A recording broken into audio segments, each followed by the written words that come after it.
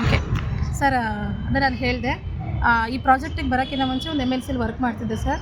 ನನಗೆ 48,000 ಸಂಬಳ ಸಿಗ್ತಿತ್ತು. ಕೆಲಸನ ರಿಸೈನ್ ಮಾಡಿ ಈ ಪ್ರಾಜೆಕ್ಟನ್ನು ಕೇವಲ 4.5 5 ತಿಂಗಳಲ್ಲಿ ಶುರು ಮಾಡಿದೆ ಸರ್. ಬರೀ ಒಂದು 5 ತಿಂಗಳಲ್ಲಿ ಸರ್ 11.5 ಲಕ್ಷ ದುಡ್ಡು ಮಾಡಿದೆ. ಕಂಪನಿಲೇ ದೊಡ್ಡ ಪೊಸಿಷನ್ ರಾಯಲ್ಟಿ ಅಂತ ಹೇಳಿಬಿಟ್ಟು, ಆ ಪೊಸಿಷನಲ್ಲಿ ನಾನು ಇವಾಗ already double AD royalty achiever sir. 1300ಕ್ಕಿಂತ ಹೆಚ್ಚು ಟೀಮ್ ಇದೆ. ಜೊತೆಗೆ 15 ಜನಕ್ಕೆ 1 ಲಕ್ಷಕ್ಕಿಂತ ಹೆಚ್ಚು ಇನ್ಕಮ್ ಕೊಡಿಸಿದ್ದೀನಿ ಕೇವಲ 3 ತಿಂಗಳಲ್ಲಿ.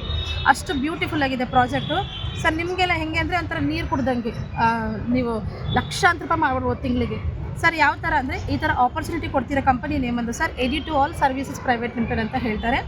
ಇದು ಬಂದುಬಿಟ್ಟು ನಮ್ಮ ಪಕ್ಕದ ಹೊರ ರಾಜ್ಯ ತೆಲಂಗಾಣ ಬೇಸ್ಡ್ ಕಂಪನಿ, ಹೊರಾಂಗಲಲ್ಲಿ ಹೆಡ್ ಆಫೀಸ್ ಇದೆ.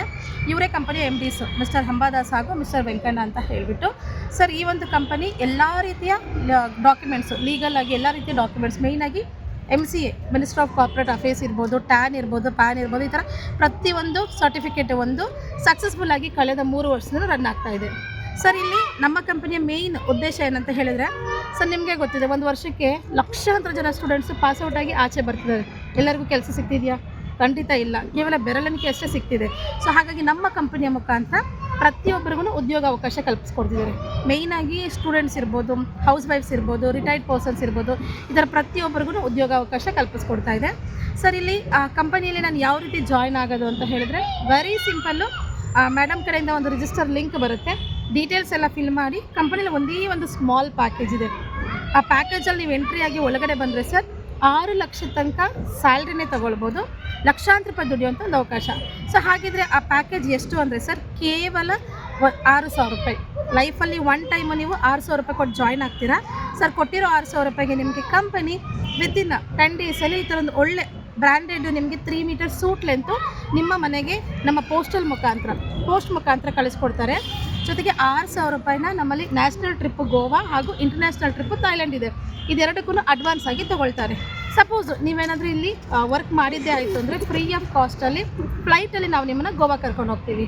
ಸಪೋಸ್ ನೀವು ವರ್ಕ್ ಮಾಡೋಕ್ಕಿಂತ ಮುಂಚೆ ನಾನು ಟ್ರಿಪ್ನ ಎಂಜಾಯ್ ಮಾಡ್ತೀನಿ ಅಂದರೆ ಸರ್ 6,000 ಕೊಟ್ಟಿದ್ದೀರಾ, remaining service amount 4,999 plus GST.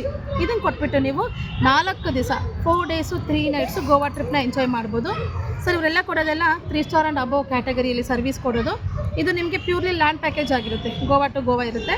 So ಅಲ್ಲಿ ಗೋವಾಯಿಂದ ನಿಮಗೆ 3 ಸ್ಟಾರ್ ಹೋಟೆಲಲ್ಲಿ 4 ಡೇಸ್ ಅಕೊಮಡೇಷನ್ನು, food veg non veg unlimited, sightseeing south Goa ಇರ್ಬೋದು, ನಾರ್ತ್ ಗೋವಾ ಇರ್ಬೋದು, ಆ್ಯಂಡ್ ಕ್ರೂಸಲ್ಲಿ 1 ನೈಟು ನಿಮಗೆ ಡಿನ್ನರು ಎವ್ರಿಥಿಂಗ್ ಇರುತ್ತೆ ಸರ್. ಈ ಟ್ರಿಪ್ ನಾನು ಆಚೆ ಹೋಗ್ತೀನಿ ಅಂದರೆ ಮಿನಿಮಮ್ ಅಂದರೆ 20-25 ಸಾವಿರ ಮೇಲ್ ಇರುತ್ತೆ. ಅಂಥ ಟ್ರಿಪ್ನ ಕೇವಲ 10,999 ಕೊಡ್ತಾರೆ. ಇದನ್ನು ಫ್ರೀಯಾಗಿ ಮಾಡ್ಕೋಬೋದು. ಹೇಗೆ ಅಂತ ಹೇಳ್ತೀನಿ ಸರ್. ನೀವು ಥೈಲ್ಯಾಂಡ್ ಹೋಗ್ತೀನಿ ಅಂತ ಹೇಳಿದರೆ ಸರ್ 45,000 ಇದೆ, 6 ಪೇ ಮಾಡಿರ್ತೀರ, ರಿಮೈನಿಂಗ್ ನೀವು 39,000 ಕೊಟ್ಬಿಟ್ರೆ 5 ದಿವಸ 5 ಡೇಸು 4 ನೈಟ್ಸು ಬ್ಯಾಂಕಾಕ್ ಟ್ರಿಪ್ನ ಎಂಜಾಯ್ ಮಾಡ್ಬೋದು. ಇದು ಇನ್ಕ್ಲೂಡಿಂಗ್ ಫ್ಲೈಟ್ ಟಿಕೆಟ್ಸ್ ಇರುತ್ತೆ. ನಿಮಗೆ ಎಲ್ಲ 5 ಸ್ಟಾರ್ ಆ್ಯಂಡ್ ಅಬೋವ್ ಕ್ಯಾಟಗರೀಸಲ್ಲಿ ಸರ್ವಿಸ್ ಇರುತ್ತೆ. ಜೊತೆಗೆ ನಿಮಗೆ food veg non veg unlimited, ಪಟಾಯ site seeing, ಅದನ್ನು ಕೋರಲ್ ಐಲ್ಯಾಂಡ್ ಇರ್ಬೋದು, ಇದು ಏನು ಬ್ಯಾಂಕಾಕ್ ಇರ್ಬೋದು, ಪ್ರತಿಯೊಂದು ನಿಮಗೆ ಕವರ್ ಮಾಡ್ತಾರೆ. ಸೊ ಇದು ನಾನು ಆಚೆ ಹೋಗ್ತೀನಿ ಅಂದರೆ ಮಿನಿಮಮ್ ಅಂದ್ರೂ ಒಂದು 50,000-60,000 ರೂಪಾಯಿ ಮೇಲಿರುತ್ತೆ. ಅಂಥ ಟ್ರಿಪ್ನ ಕೇವಲ ನಿಮಗೆ 39,000 ರೂಪಾಯಿ ಕೊಡ್ತಾರೆ.